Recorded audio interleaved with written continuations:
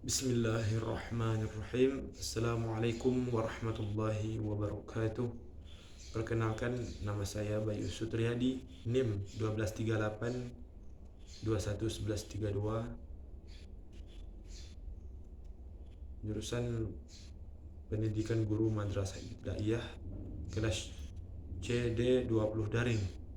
Pada kesempatan ini saya ingin membuat kesimpulan metode halaqah dalam pembelajaran tahfiz Al-Quran di Pondok Pesantren Tahfiz Al-Quran Darussunnah Parung, Kabupaten Bogor tahun 2018. Yang mana kesimpulan ini saya buat untuk memenuhi tugas mata kuliah metode tahfiz Quran MI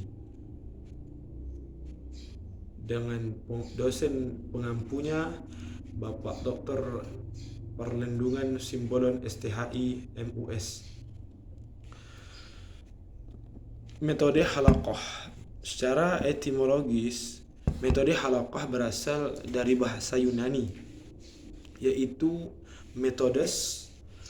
Kata ini terdiri dari dua suku kata, yaitu meta yang berarti melalui atau melewati, dan hodos yang berarti jalan atau cara.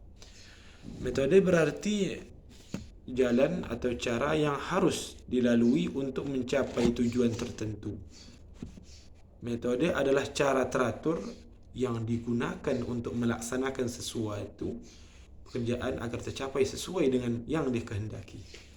Halaqah merupakan istilah yang berhubungan dengan dunia pendidikan, khususnya pendidikan atau pengajaran Islam atau disebut dengan tarbiyah Islamiyah.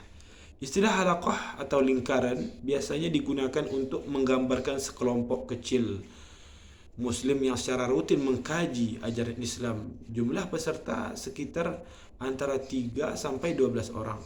Mereka mengkaji Islam dengan manhaj atau kurikulum tertentu. Biasanya kurikulum tersebut berasal dari jemaah atau organisasi yang menaungi halaqah tersebut.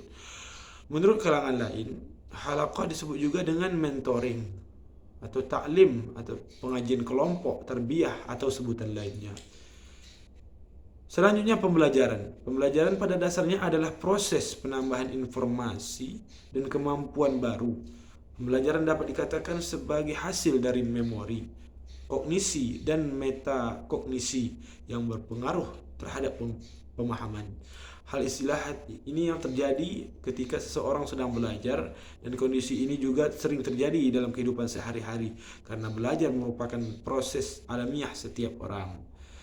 Dalam proses pembelajaran, guru merupakan orang yang memiliki peranan penting. Guru merupakan orang yang paling sering berhubungan langsung dengan siswa. Ini menunjukkan bahwa suksesnya sebuah proses kegiatan pembelajaran itu sangat bergantung kepada guru. Oleh karena itu, guru dituntut memiliki kompetensi dalam mengajar, terutama dalam menjalankan perannya sebagai pentransfer pengetahuan atau yang disebut musaqaf, teladan atau yang disebut dengan qudwah, pembimbing atau yang disebut dengan murabbi, dan pembaharu pengetahuan yang up to date atau yang disebut dengan mujaddid al-ma'rifah.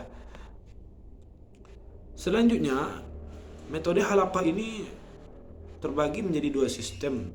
Yang pertama sistem jama'i, yaitu sistem guru yang menetapkan jumlah ayat yang akan dihafal oleh seluruh santri halaqah. Pertama kali guru membacakan ayat-ayat tersebut kepada santri. Selanjutnya tiap-tiap santri membaca satu persatu di hadapannya.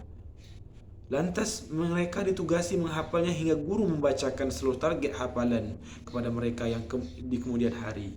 Selanjutnya yang kedua sistem halaqah itu yang disebut dengan sistem fardi, yaitu sistem seorang guru yang membuka kesempatan kepada santri untuk berlomba membaca dan menghafal Al-Quran.